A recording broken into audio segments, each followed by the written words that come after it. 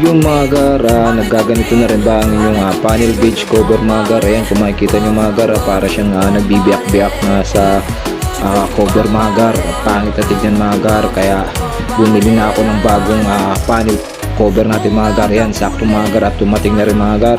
So ang gagawin na lang natin ngayon ay babaklasin natin yung ating cover.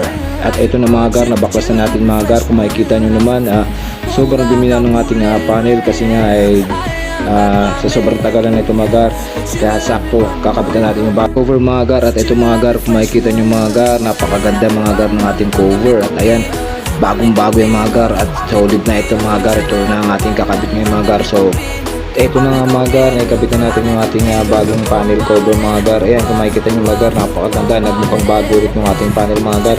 So kung gusto nyo mag-order mga gar, click nyo lang itong shop na ito mga gar at makakapili kayo ng tatlong kulay na gusto nyo mga gar. Maraming salamat, ride safe.